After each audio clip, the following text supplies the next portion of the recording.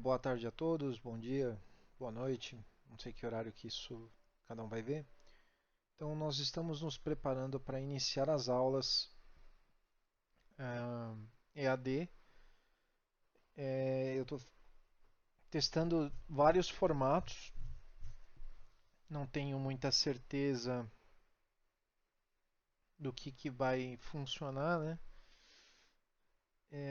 Pretendo postar os vídeos nas plataformas do YouTube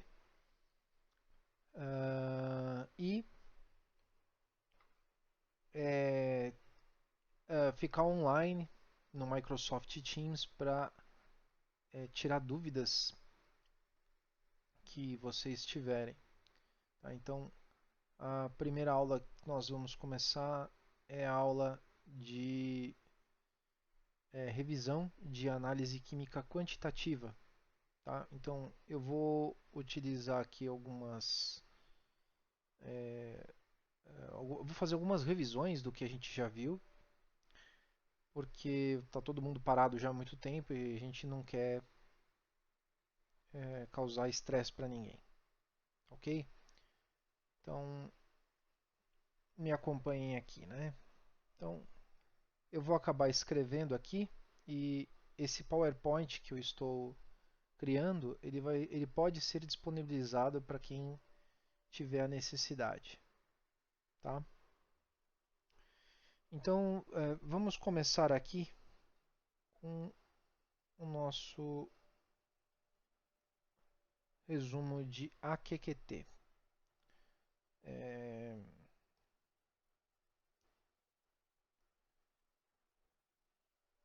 então, vamos lá. Tá? Então, o que a análise química quantitativa ela faz, né? Para que ela se presta a fazer? É,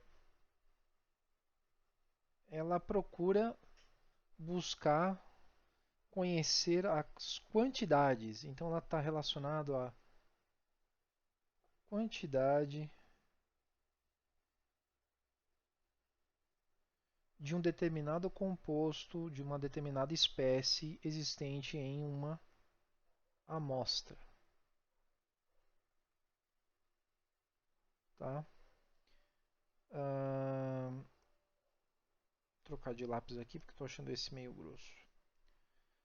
Ok? Então nós temos basicamente a química analítica qualitativa e a química analítica quantitativa que procura fazer a quantificação dos valores, né, a quantidade da concentração de um analito dentro de uma amostra. Então, o que nós temos que é clássico? Né? Começar pelas definições. Né? Até muito pouco tempo atrás, a gente costumava usar a palavra volumetria. Tá? E a palavra volumetria ela é uma palavra de fácil entendimento, muita gente ainda usa. Eu, particularmente, até gosto da palavra volumetria, mas tem outro termo que alguns livros trazem, que é titrimetria. E titrimetria é um outro nome, dizem até que é um nome mais correto para esse tipo de análise que se faz, né? Que é uma análise onde você, através de uma solução de concentração conhecida, você vai determinar uma solução, a concentração de uma solução desconhecida. Então esse é o primeiro paradigma aqui que a gente tem da, da metodologia analítica de volumetria ou titrimetria, tá? Então, conhecer a concentração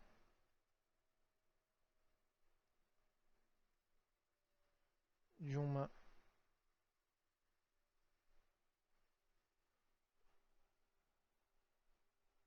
amostra, né? Na verdade, de um analito dentro de uma amostra. Vou colocar aqui, ó, um analito, tá? Ficou feio, vamos fazer assim.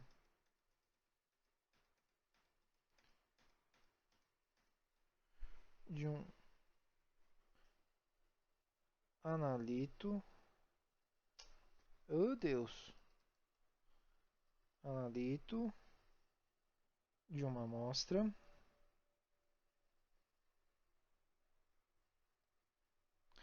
através de uma concentração, de uma solução de concentração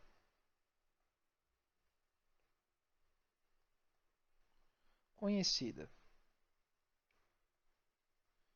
Então, a titrimetria ou volumetria, ela parte desse princípio, né? Você usa uma solução que você conhece ela, que você sabe o que, que ela, quais são os compostos que tem lá dentro, qual a concentração daquele composto, para determinar a concentração de uma solução que você não conhece. Tá? Então, vamos dar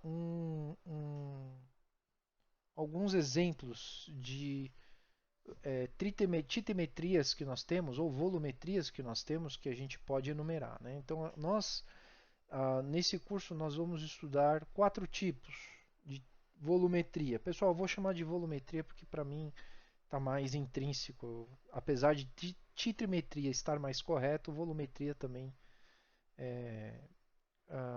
me satisfaz melhor. Tá?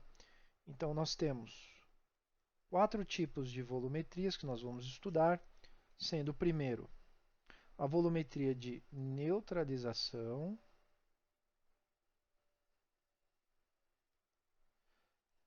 a volumetria de precipitação,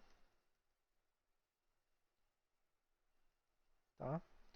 Volumetria de complexação e a volumetria de oxirredução.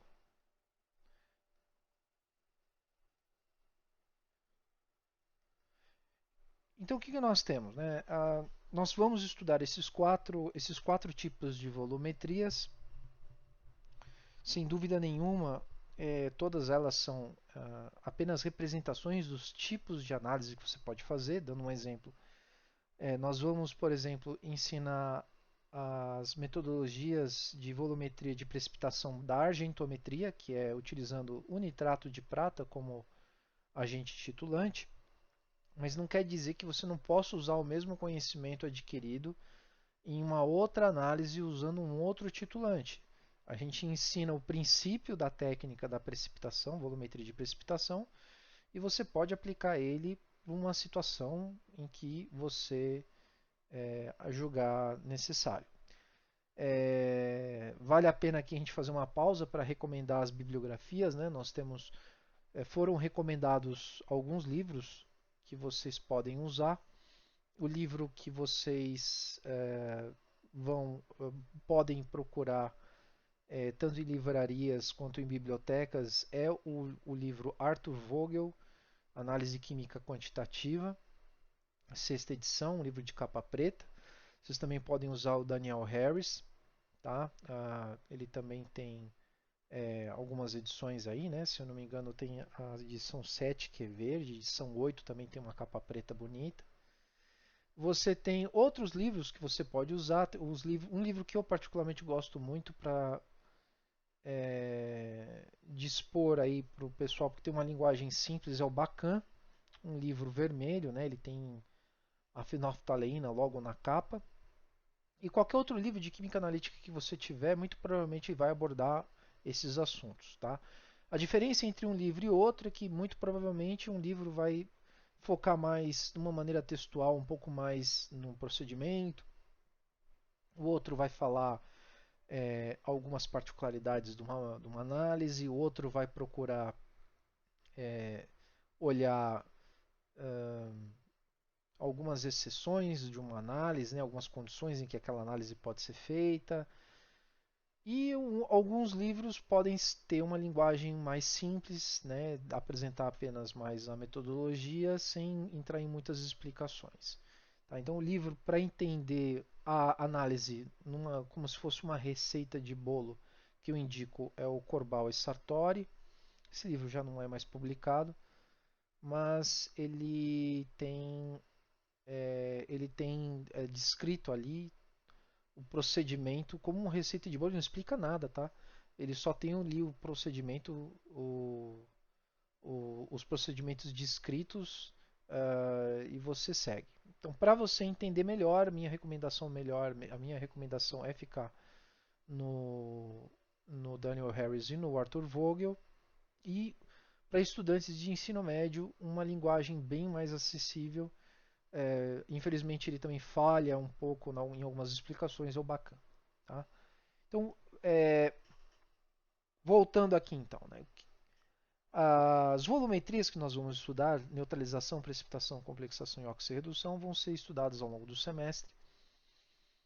Nós vamos começar revendo a volumetria de neutralização. Então, o que é a volumetria de neutralização? A volumetria de neutralização é uma volumetria onde você vai sempre ter duas espécies, tá? Sendo que uma tem um caráter ácido e outra tem um caráter básico. Então, o que a gente chama de neutralização? É a neutralização em termos de pH, que é se você possui uma substância ácida, você neutraliza com uma base. Se você tem uma substância base, né, básica, você neutraliza com uma solução ácida. Tá? E dentro dessa volumetria, dentro desse ramo do estudo da volumetria de neutralização, uh, você tem a acidimetria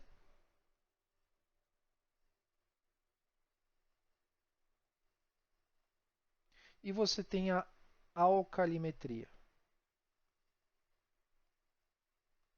Tá?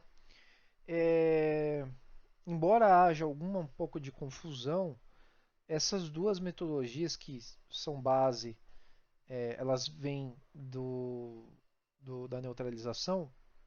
Nós podemos categorizar como acidimetria o procedimento para determinação da padronização de soluções ácidas e a padronização de soluções alcalinas para alcalimetria. Tá? Mas antes da gente entrar nesse assunto aqui, vamos rever um pouquinho alguns exemplos do que seria uma volumetria de neutralização. Então, a volumetria de neutralização que nós vamos estudar é uma volumetria que você utiliza o fato de que você tem uma solução ácida e que essa solução ácida ela vai reagir com uma solução básica ou vice-versa, né? Então, um exemplo genérico aqui da volumetria de neutralização por exemplo, vamos supor que você tem uma amostra de um ácido, tá? Um exemplo, um ácido clorídrico, tá? Você quer descobrir essa concentração dessa solução de ácido clorídrico, você vai aproveitar o fato de que o ácido clorídrico reage com bases fortes quase que instantaneamente e você pode reagir com uma base como um exemplo de base como hidróxido de sódio. E nessa reação, a reação de dupla troca de neutralização, você sabe que irá se formar cloreto de sódio e, como resultado também da neutralização, água. Tá? O que é importante na volumetria de neutralização? O importante é que na volumetria de neutralização você ter a reação definida, né, e conhecer os coeficientes estequiométricos, isso é muito importante. Se você não conhecer os coeficientes estequiométricos da sua reação, não te possibilita fazer análise, ou pelo menos você não vai conseguir concluir ou trazer um resultado de cálculo analítico para a sua análise. Tá? Então, nesse caso aqui, nós conhecemos bem a estequiometria, sabemos que 1 mol de ácido clorídrico reage estequiometricamente com 1 mol de hidróxido de sódio e forma 1 mol de cloreto de sódio, que é o sal resultante, e a neutralização do hidrogênio e da hidroxila formando água. Ok? Então, pela lei de Prost, como reagem mol a mol cada um dos meus componentes, é proporcional a várias concentrações. Né? Então, 1 mol reage com mol, 2 mols reagem com 2 mols e assim por diante, assim como 0,1 mol reage com 0,1 mol, né? E funciona para multiplicativos e para subdivisões. Tá? E uma maneira que a gente tem interessante de escrever mol, a gente determina pela letra N. Né? Então, 1 mol reage com 1 mol. Então, sabemos que 1 mol reage com 1 mol. Uma outra maneira que a gente tem de escrever N, que é número de mols, isso aqui é número de mols, é a gente também poder relacionar pela fórmula da molaridade. Nós sabemos que a molaridade, uma fórmula muito conhecida, que a molaridade ela é igual ao número de mols sobre o volume. Então, se eu pegar o volume e passar para o outro lado, fica molaridade, esse M maiúsculo aqui, né, é de molaridade, vezes o volume,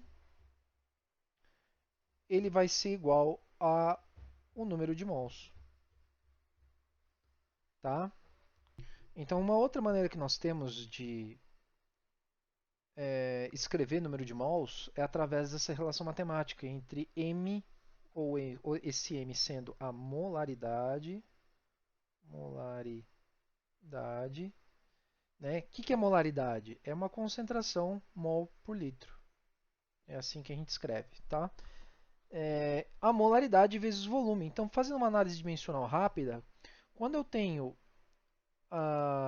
mol por litro vezes um volume que precisa ser dado também em litros, né? O que sobra? Sobra um número de mols.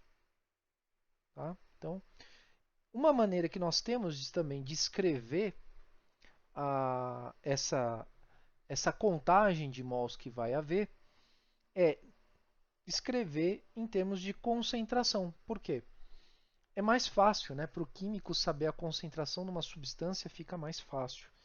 Então, molaridade vezes o volume da substância 1, então a gente categoriza como M1V1, vai ser igual o número de mols, já que 1 é igual a 1, o número de mols que isso daqui representa, afinal de contas, isto é número de mols. O número de mols que eu tenho da substância 1 também tem que ser igual ao número de mols da substância 2. Tá? E aí, por exemplo, eu posso trabalhar com essa relação matemática de qualquer forma que eu precisar. Lembrando, né, número de mols da espécie que eu conheço, ela vai ser determinada pela utilização da análise. Tá? Então, o que isso quer dizer? Numa volumetria, nós realizamos o procedimento através do que a gente chama de titulação, né, ou titração, né? E os aparelhos que nós usamos para fazer essa análise é uma bureta. Vocês, por favor, me perdoem o desenho, tá? É uma bureta aqui, onde nessa bureta normalmente vai estar a minha solução de concentração conhecida. Tenho aqui minha solução de concentração conhecida. Tá?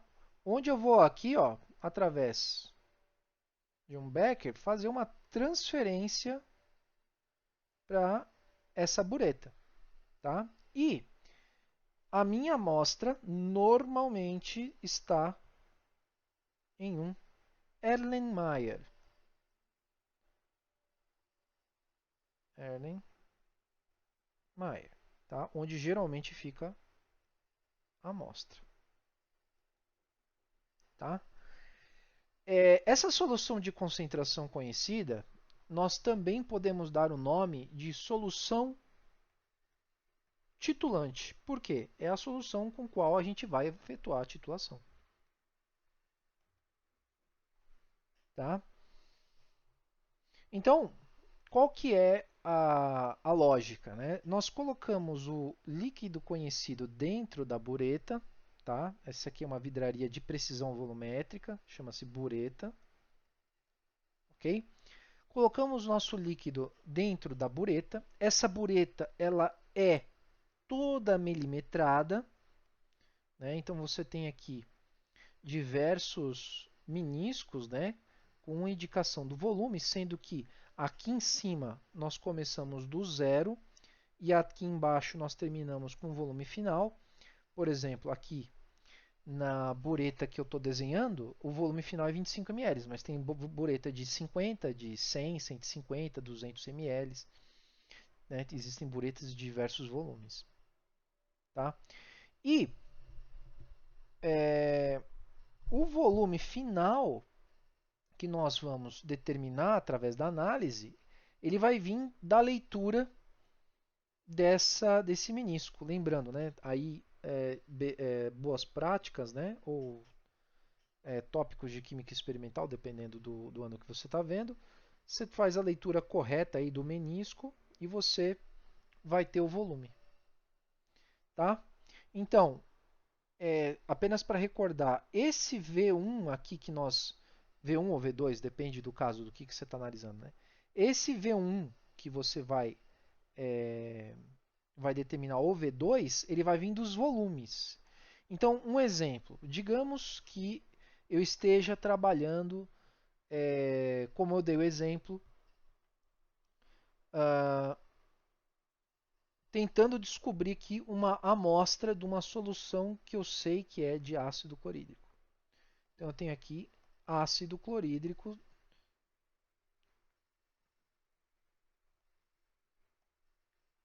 de concentração desconhecida. E eu vou usar aqui na minha solução titulante uma solução de hidróxido de sódio. Tá? Estequiometria nós já conhecemos, ela é essa aqui, né? 1 mol de ácido, perdão, 1 mol de ácido vai reagir com 1 mol de base. Tá? Então, a gente inicia a análise coletando uma quantidade de ácido no Erlenmeyer. E isso é dado pelo procedimento. Né? O procedimento, ele geralmente já está descrito na empresa. Né? Empresas costumam ter impressos instruções de trabalho onde você já sabe o que fazer. Né? A diferença entre um químico e um funcionário qualquer é que o químico sabe o que está acontecendo, ele sabe ler e interpretar. Né? E uma pessoa qualquer, ela até pode vir a ser treinada para fazer aquela análise, mas ela dificilmente vai entender o princípio daquilo sem nenhum tipo de conhecimento formal. Tá? Então, o procedimento vai dizer para você coletar uma quantidade conhecida de volume dentro do seu Erlenmeyer. Tá? Então, você vai lá e no seu Erlenmeyer você vai pipetar um volume qualquer. Isso funciona para qualquer volumetria. Tá? Então, você vai colocar aqui um volume pipetado, ou seja, conhecido, da sua amostra. Pessoal, aí é parte de nomenclatura. Se você quer chamar isso aqui de V1 ou de V2 ou de VA ou VB, o importante é você saber o que cada um dessas nomenclaturas aqui significa. Né? Você pode chamar de qualquer um desde que você saiba do que se trata. Aqui, no caso, eu vou usar, até porque no nosso esqueminha aqui eu escrevi que V1 é referente ao volume do ácido clorídrico, eu vou me referir aqui a V1. Tá? Então, V1 nós vamos conhecer. Da onde virá, então, o V2? De onde vai vir o V2? Bom, o V2 vai vir do resultado da análise lá da bureta. Então, quando eu começar a fazer a minha titulação, o volume da minha bureta vai começar a baixar. E o volume que eu conseguir, que a minha análise ela parar, que eu conseguir identificar que a reação encerrou, e já vamos falar disso mais tarde, né, que é o tópico de indicadores. Tá?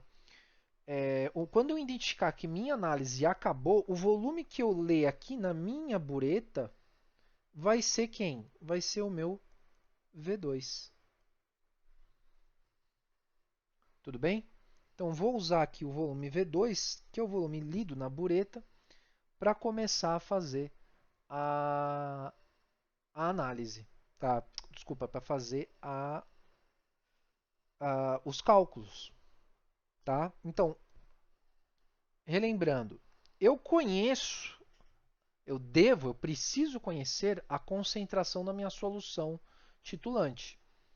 Né? Aí a gente vai, mais tarde, mais para frente, rever a alcalimetria, que é a metodologia de padronização de reagentes. Tá? No caso específico, soluções alcalinas. Né? Mas eu conheço, então, M2. Então, vamos dar exemplos aqui.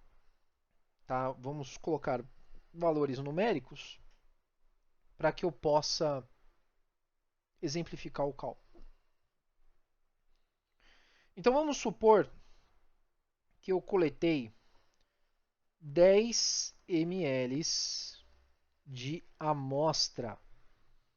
Aqui, no caso, eu estou usando o V1 para dizer que é 10 ml de amostra. Tá? Vamos supor também que eu fiz a titulação e lá na bureta, após o término da titulação, eu encontrei um volume de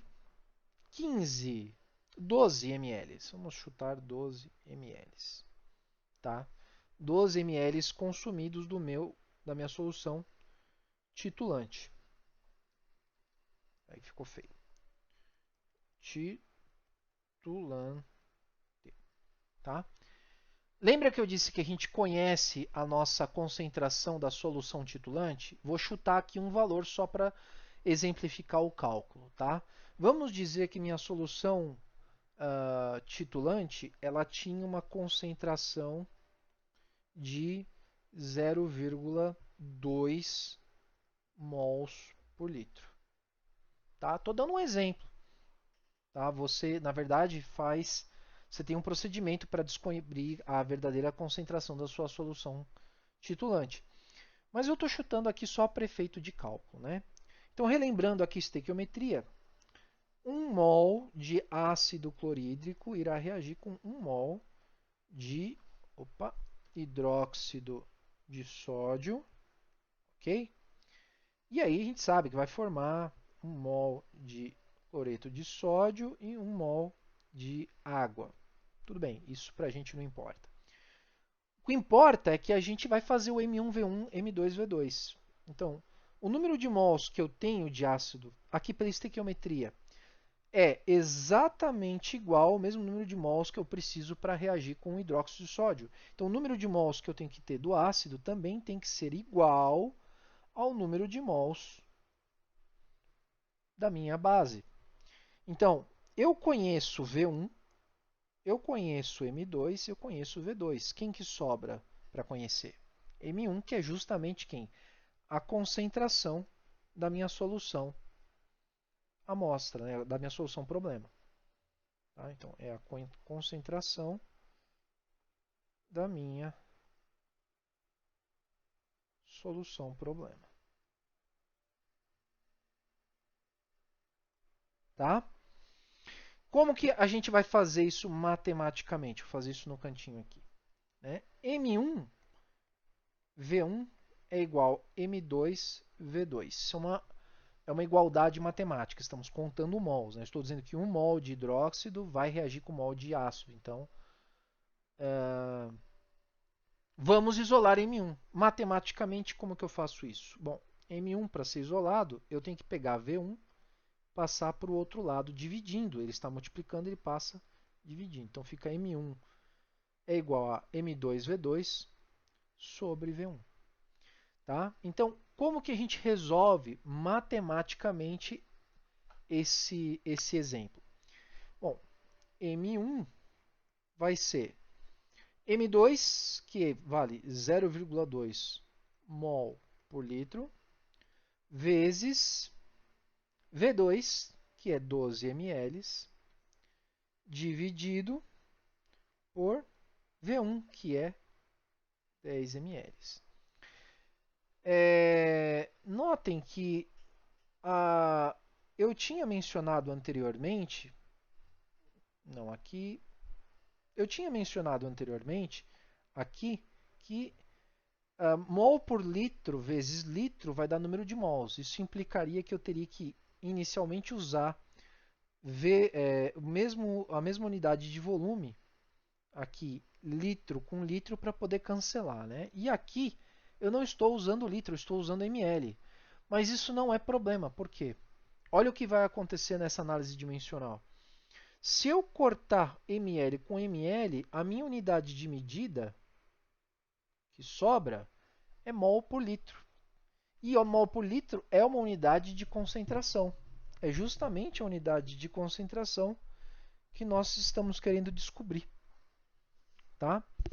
Então, se você efetuar esse cálculo simples, né, a gente nem precisa muito da ajuda da calculadora, né, que 0,2 vezes 12 dá 2,4, 2,4 dividido por 10 é 0,24. Então, descobrimos que M1 é 0,24 mol por litro. Tudo bem até aqui? Não se esqueçam de tirarem as dúvidas comigo, caso necessário. Tá? Esse é o exemplo mais básico que a gente tem, que a gente pode pensar. Mais para frente a gente vai fazer outros exemplos. Tá? Bom, tá aí então o cálculo da concentração da minha solução ácida. Então eu cheguei à conclusão que a minha concentração de ácido clorídrico é de 0,24 mols por litro. Tá? Voltando um pouquinho aqui ao assunto, então, agora que a gente já entendeu como que efetua os cálculos, é importante esses cálculos, tá, pessoal? Que a gente vai usar essa relação de M1V1, M2V2 ou MAVA igual a MBVB para toda a volumetria. É o cálculo base que a gente usa para tudo. Mas quando a gente fala de volumetria de neutralização, nós precisamos ter um artifício para identificar o fim da análise. Esse artifício ele é o artifício que a gente chama de indicador. É um dos, né? Um indicador. Perdão, gente, está feio. Indicador. Tá. O indicador, pessoal, nada mais é, no caso aqui, né, um exemplo, uma maneira que a gente tem de visualizar o fim dessa análise. Né? Como que a gente vai descobrir o momento que essa análise ela acabou. Então, eu tenho basicamente assim, duas maneiras distintas de identificar o fim da análise, né? De usar um indicador. Eu posso usar um indicador ácido-base, que é uma substância, tá? Aqui, ó, ácido-base, que é uma substância que ela muda a cor, muda de cor com um pH com a passagem, com a mudança de um pH específico. Com um pH específico. Então, imaginem o seguinte. Vamos pegar um indicador clássico aqui, que é a fenolftaleína. Tá? Se você procurar aí nos livros, nos livros que eu indiquei, vocês vão ver que ela tem uma faixa de mudança de pH de 8,2 até 10.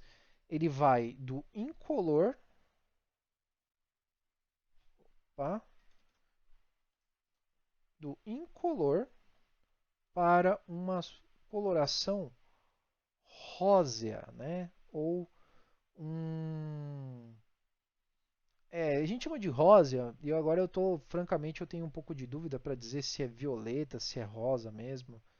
É uma cor de coloração bem característica, tá?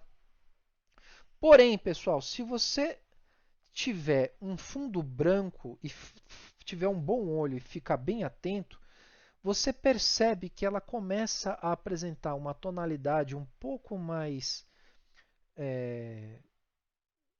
Começa a assumir uma tonalidade, mudar de cor, logo no pH 7.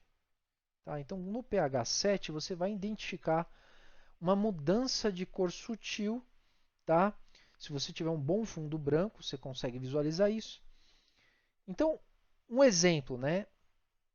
Antes do pH 7, ou seja, numa solução com pH 7 menor, ou seja, ácida, a fenolftaleína é incolor.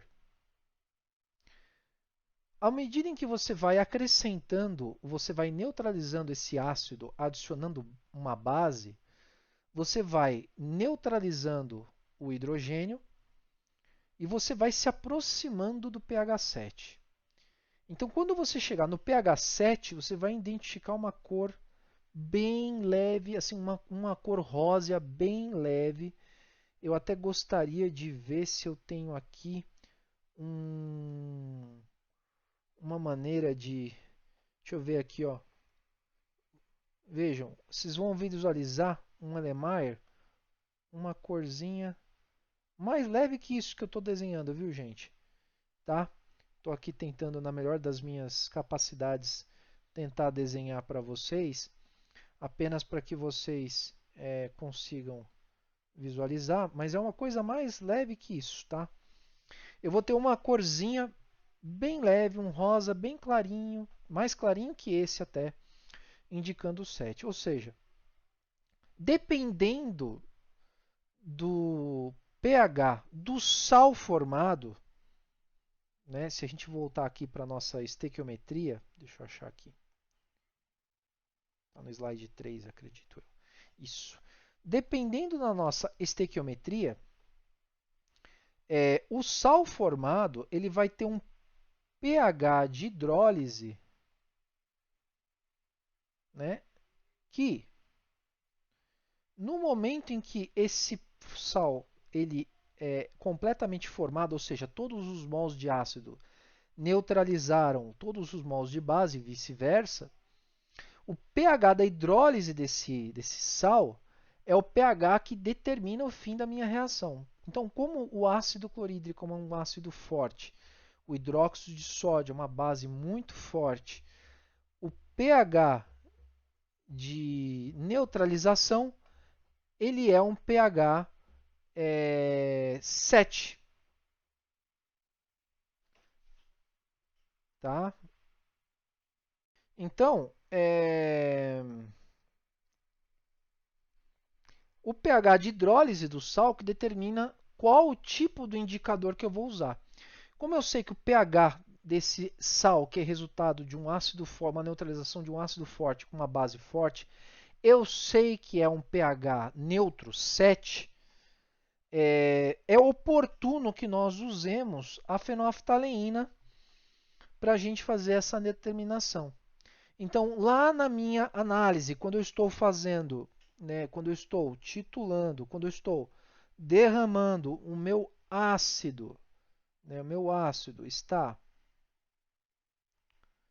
caindo aqui, gotejando dentro do meu Erlenmeyer, o momento em que a fenolftaleína apresentar essa cor aqui, pessoal, vai indicar o fim da minha análise.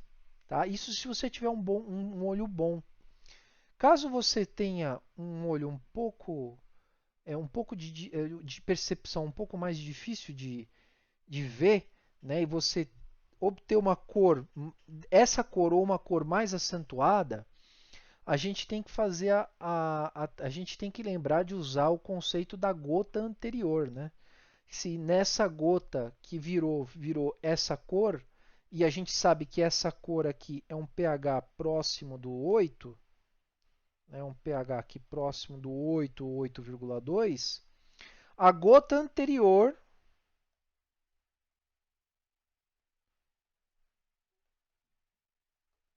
representa o pH 7. Tudo bem, pessoal? Então isso cobre a retomada de conteúdo do que é volumetria, né? O início do que é volumetria de neutralização. Numa próxima videoaula, a gente vai falar um pouquinho sobre acidimetria, vai relembrar, desculpa, alcalimetria, né? Para a gente poder retomar o conteúdo. Ok? Então, um grande abraço. Por favor, deixem nos comentários dúvidas, tá? Usem a plataforma do Teams para que vocês consigam fazer um questionamento se algo não ficou claro. Ok?